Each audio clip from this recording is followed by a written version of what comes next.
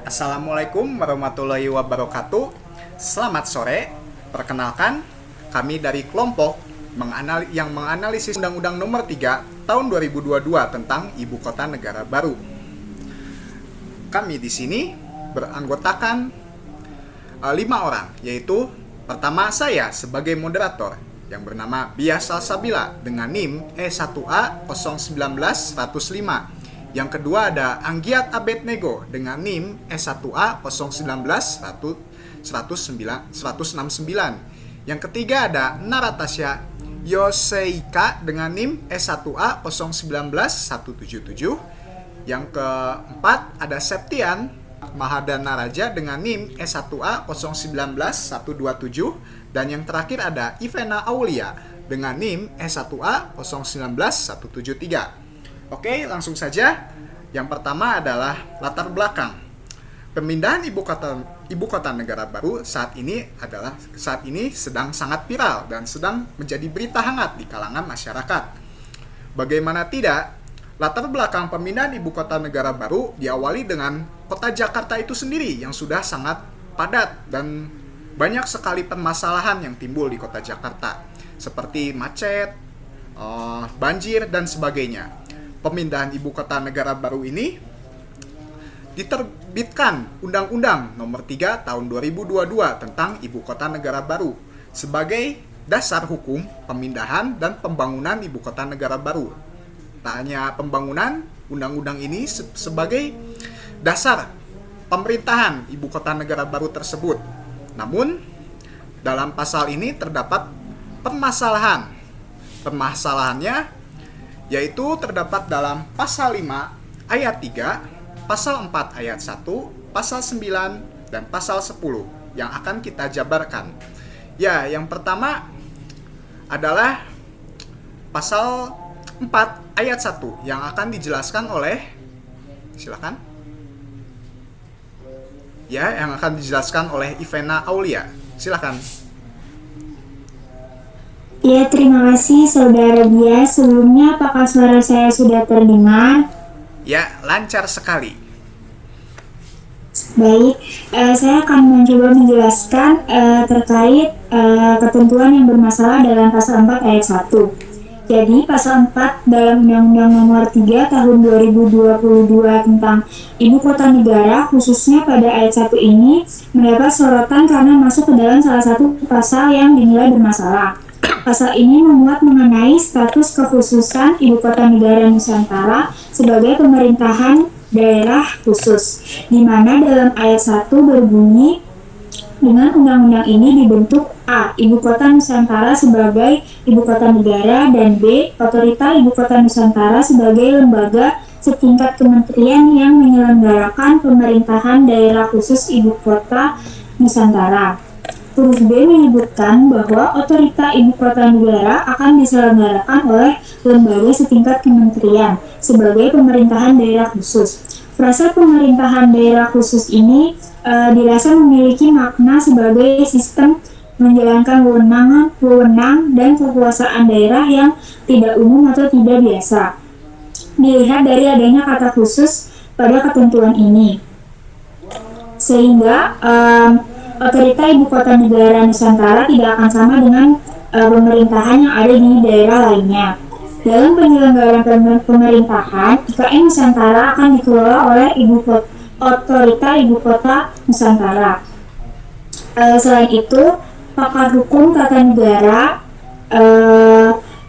Fahri Bahmid menjelaskan bahwa konsep otorita IKN ini berpotensi tidak sejalan dengan paradigma pemerintahan daerah sesuai dengan konstitusi sebagaimana yang diatur dalam pasal 18 Undang-Undang Dasar Negara Republik Indonesia tahun 1945, karena rumusan konstitusional yang mengatur konsep, struktur, bentuk, serta mekanisme secara baku diatur dalam ketentuan pasal 18 ini dari mulai ayat 1 sampai ayat 7. Pasal 18 ayat 1 sendiri secara jelas mengatakan bahwa Negara Kesatuan Republik Indonesia dibagi atas daerah-daerah provinsi, dan daerah provinsi itu dibagi atas kabupaten dan kota, yang tiap-tiap provinsi kabupaten dan kota itu mempunyai pemerintahan daerah yang diatur dengan undang-undang. Kemudian, selain itu, penyusunan undang-undang ini terbilang sangat singkat, sehingga menimbulkan berbagai pertanyaan dan keraguan mengenai efektivitas undang-undang ini sendiri. Oleh karenanya, undang-undang ini perlu dikaji lebih dalam lagi agar dapat berlaku efektif untuk Ibu Kota Negara Nusantara. Sekian dari penjelasan dari saya, kurang lebihnya mohon maaf, kembali ke moderator. Ya, terima kasih atas penjelasannya Saudara Ivena. Wow, menarik sekali ya pasal 4 ini. Ya, pasal 4 ini saya dapat simpulkan bahwa pemerintahannya itu bertentangan intinya dengan otonomi daerah yang sudah ada, betul? Seperti itu? Ya, betul. Oke, penjelasan selanjutnya yaitu pasal 5 ayat 3 yang akan dijelaskan oleh Saudara Naratasya. Kepada Saudara Naratasya dipersilahkan. Baik, terima kasih ya Bias atas kesempatannya. Kali ini saya akan menjelaskan tentang pasal 5 ayat 3 Undang-Undang Nomor 3 Tahun 2002 tentang Ibu Kota Negara. Di pasal 5 ayat 3 Undang-Undang ini membahas tentang pemilihan umum, yaitu pemilihan wali kota, bupati, DPRD, DPR, gubernur, dan presiden. Yang menjadi masalah dalam pasal ini adalah frasa di Ibu Kota Nusantara hanya diselenggarakan pemilihan umum tingkat nasional. Ini artinya pemilihan umum di Ibu Kota yang bernama Nusantara, warga masyarakatnya itu tidak bisa memilih DPRD dan yang lain-lain, hanya bisa memilih DPR dan presiden saja. Karena undang-undang mengatur demikian, hak dari masyarakat ini semakin terkikis. Dan di pasal ini juga dapat dikategorikan merampas hak politik dari warga masyarakat untuk memilih kepala daerah, yang mana hal ini tentu saja bertentangan dengan kedaulatan masyarakat lokal. Proses demokrasi di masyarakat lokal yang tinggal di daerah ibu kota baru, serta perampasan hak asasi manusia, dan juga bertentangan dengan Undang-Undang Dasar 1945 pasal 18 ayat 4 yang menjelaskan bahwa gubernur, bupati, dan wali kota masing-masing sebagai kepala pemerintahan daerah provinsi, kabupaten, dan kota dipilih secara demokratis. Dalam pasal ini juga, apabila kontrol tidak dilakukan oleh masyarakat lokal, yaitu dengan pemilihan umum, maka akan terjadi abuse of power di ibu kota pemerintahan baru tersebut. Karena kepala daerah yang menjabat tidak bertanggung jawab pada masyarakat lokal yang memberi mereka mandat melalui pemilihan kepala daerah, melainkan penguasa tersebut hanyalah bertanggung jawab kepada presiden selaku pemberi mandat, bukan kepada rakyat yang tinggal di ibu kota negara baru tersebut. Sekian analisis dari pasal 5 ayat 3 ini, kembali ke moderator. Ya, terima kasih. Pasal 5 ini saya dapat simpulkan bahwa pemilihan kepala daerah di ibu kota negara baru tersebut dihilangkan. Betul kan? Betul. Ya, tentu ini sangat bertentangan sekali dengan otonomi daerah, yang dimana masyarakat daerah dapat memilih kepala daerahnya sebebas-bebasnya. Ya, seperti itu kesimpulannya. Ya, yang selanjutnya adalah pasal 9 yang akan dijelaskan oleh Saudara Septian. Silakan. Baik, Saudara Wes, terima kasih atas waktunya. Saya akan menjelaskan mengenai analisis saya terkait permasalahan yang ada di pasal 9 Undang-Undang Nomor 3 Tahun 2022 tentang Ibu Kota Negara. Jadi pasal 9 IKN ini membahas mengenai pengangkatan kepala otorita ibu kota negara yang substansinya terdiri dari 2 ayat. Yang menjadi sorotan di dalam permasalahan ini yaitu terdapat pada ayat 1 yang berbunyi otorita ibu kota Nusantara dipimpin oleh kepala otorita ibu kota Nusantara dan dibantu oleh seorang kepala otorita ibu kota Nusantara yang ditunjuk, diangkat, dan diberhentikan langsung oleh presiden setelah berkonsultasi dengan DPR. Yang menjadi perhatian di sini adalah dalam bagian redaksi yang memuat kata-kata konsultasi kepada DPR. Dosen Fakultas Hukum Universitas Mula Warman, Kalimantan Timur, Ferdian Hamzah menyoroti undang-undang bermasalah yang terdapat di UU IKN ini. Salah satunya terdapat dalam pasal 9.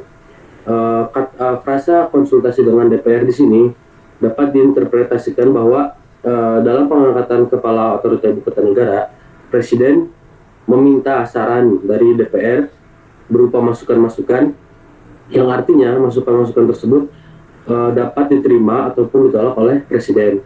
Hal ini menimbulkan kekhawatiran karena dinilai dapat menghilangkan peran DPR dalam pengangkatan kepala daerah. Penghilangan hak DPR dalam membantu dalam rangka pengangkatan kepala otorita negara ini dinilai dikhawatirkan dapat membangkitkan kembali sistem pemerintahan sentralistik yang sebelumnya pernah terjadi di zaman Orde Baru. Yang kita tahu, sistem pemerintahan sentralistik ini sendiri menekankan kepada sistem pemerintahan yang berpusat pada satu pemerintahan pusat yang mengatur segala aspek dan sektor dalam perkembangan Indonesia. Dalam sistem pemerintahan sentralistik ini terdapat beberapa poin yang dikhawatirkan dapat menimbulkan adanya kesenjangan maupun kesengsaraan sosial.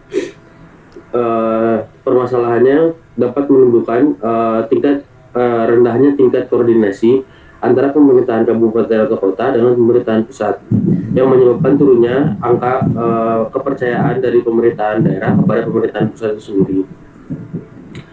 Tentunya kita sebagai warga negara tahu sejarah mengenai runtuhnya Orde Baru yang salah satunya disebabkan oleh sistem pemerintahan sentralistik ini. Oleh karena itu, pemerintahan perlu mengkaji kembali isi dari pasal 9 ini agar tidak terjadi kembali tragedi yang membawa penderitaan pada 30 tahun silam. Sekiranya itu saja yang dapat saya sampaikan. Terima kasih. Kembali kepada moderator. Ya, terima kasih atas penjelasan pasal 9 yang disampaikan oleh Saudara Septian. Saya dapat simpulkan bahwa pasal 9 ini kepala ibu kota negara baru tersebut diangkat dan pengangkatannya itu syarat akan sentralistik. Ya, seperti itu, betul? Betul ya? Ya. Oke, selanjutnya adalah pasal 10 yang akan disampaikan oleh Saudara Anggiat Abednego. Silahkan. Ya, baik. Terima kasih kepada Saudara Bias atas kesempatannya. Saya Anggiat Abednego dengan NIM S1A019-169 akan menjelaskan atau memaparkan mengenai pasal 10 dalam Undang-Undang IKN yang dianggap menjadi bermasalah. Ya, baik. Dalam pasal 10 Undang-Undang Nomor 3 Tahun 2002 tentang Ibu Kota Negara, yang menjadi permasalahannya adalah mengenai jangka waktu atau masa jabatan Kepala Otorita IKN, yang dimana dalam pasal tersebut tidak secara spesifik menyebutkan mengenai seberapa batas masa jabatan Kepala Otorita IKN. Di dalam ayat 1 dinyatakan bahwa masa jabatan Kepala Otorita IKN selama 5 tahun berlaku setelah ditunjuk oleh Presiden, dan setelah masa jabatan berakhir, Presiden dapat menunjuk kembali Kepala Otorita IKN. Dari kalimat tersebut menunjukkan bahwa Kepala Otorita IKN bisa saja dapat dipilih kembali dan kemudian memperoleh jabatan dalam periode yang sama. Hal ini seolah-olah seperti yang dikatakan oleh Saudara Septian sebelumnya, seolah pemerintah tidak pernah belajar dari peristiwa masa lalu, di mana sebelum UUD 1945 di amandemen bahwa memang dinyatakan sama seperti dalam ayat ini, masa jabatan presiden adalah 5 tahun. Kemudian setelahnya dapat dipilih kembali. Hal ini kemudian membawa kepada kepemimpinan sampai 32 tahun kekuasaan. Nah, hal inilah yang sebenarnya dicegah oleh masyarakat Indonesia ya, khususnya dalam negara demokrasi, menentang yang namanya absolutisme kekuasaan.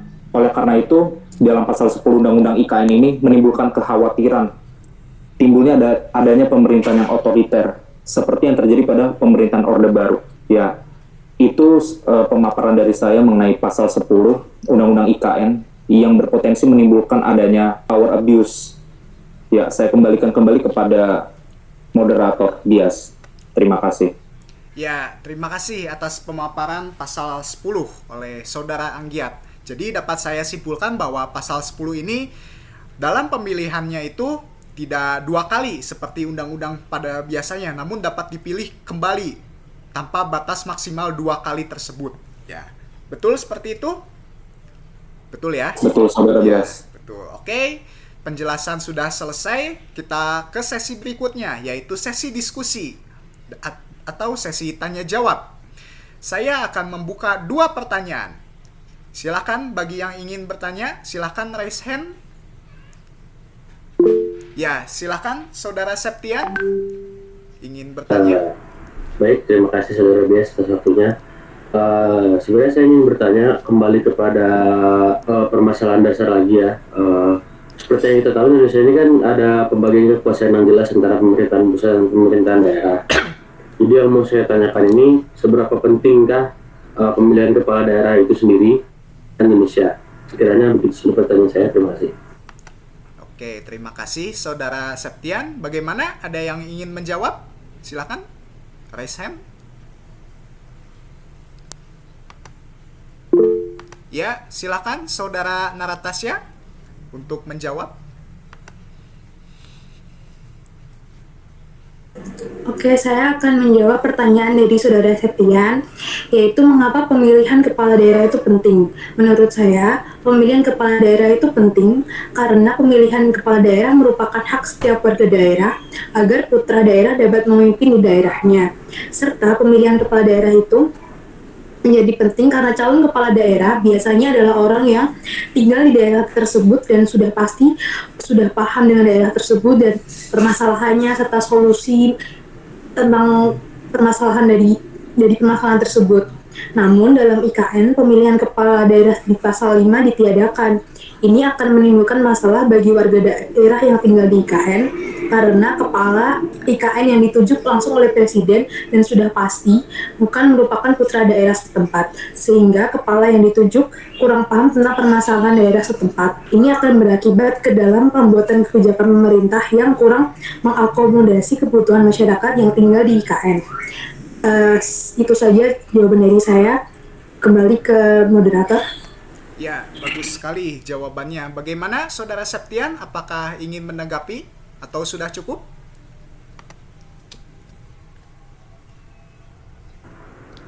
Dari saya sudah cukup. Terima kasih atas jawabannya, Saudara Tasya.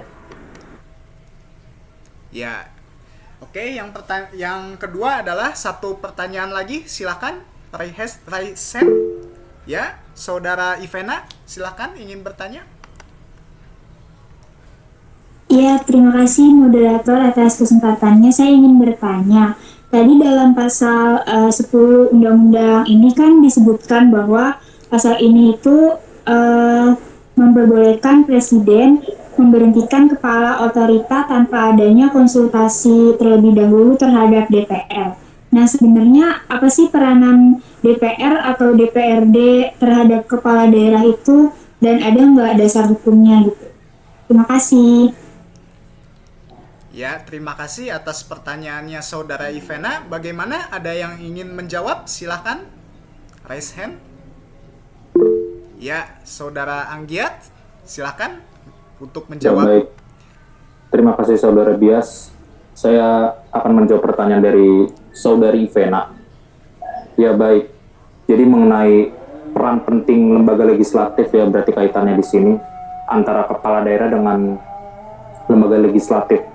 Ya, bahwa antara lembaga legislatif kaitannya di sini contohnya seperti DPRD maupun DPR dengan kepala daerah itu memiliki hubungan pengawasan, yaitu hubungan yang memiliki sifat pemerintahan yang demokratis, di mana kalau misalkan kita merujuk pada Undang-Undang Nomor 22 Tahun 1999 tentang pemerintahan daerah, ya, bahwa DPRD selaku lembaga legislatif daerah kedudukannya adalah di atas kepala daerah. Dan bahkan DPRD itu dapat mengusulkan pemberhentian kepala daerah kepada presiden apabila pertanggungjawabannya ditolak untuk yang kedua kalinya.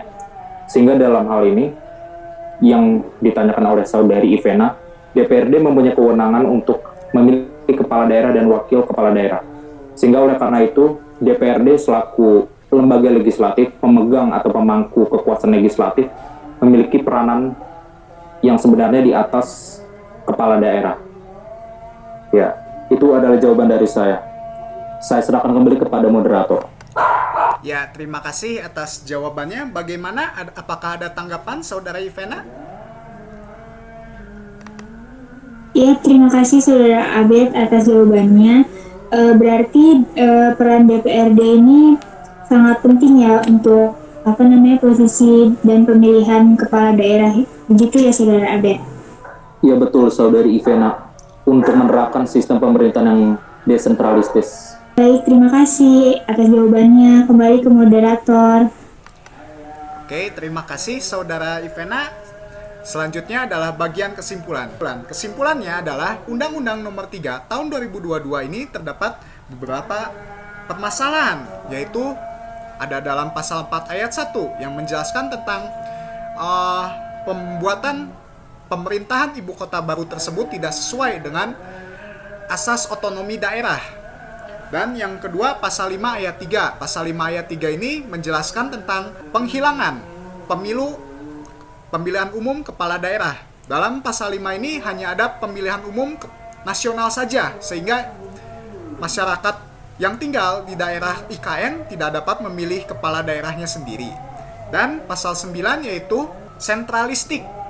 Apakah betul sentralistik? Iya, tentang pengangkatan kepala otorita negara. Ya, pengangkatannya otorita negara tersebut sangatlah sentralistik menurut pasal 9. Padahal yang kita tahu sendiri, pada Orde Baru Tumbang itu karena pemerintahan pada masa Orde Baru tersebut sangatlah sentralistik.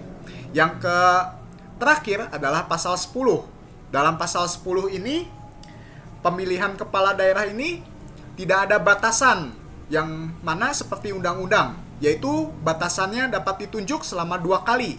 Namun dalam undang-undang IKN tersebut ini tidak ada batasan 2 kali tersebut, sehingga jika kepala IKN sudah lengser dapat dipilih kembali tanpa ada batasan sebanyak 2 kali tersebut. Ya, oke, mungkin itu saja diskusi kali ini tentang Undang-Undang Nomor 3 Tahun 2022 tentang Ibu Kota Negara, yaitu menganalisis pasal-pasal yang bermasalah dalam undang-undang tersebut. Saya, Biasal Sabila, sebagai moderator, pamit undur diri. Terima kasih. Wassalamualaikum warahmatullahi wabarakatuh. Dan kami mohon maaf apabila banyak kesalahan atas pembuatan video ini, karena namanya juga mahasiswa ya, banyak sekali kesalahannya ya. Terima kasih. Seperti itu. Wassalamualaikum warahmatullahi wabarakatuh.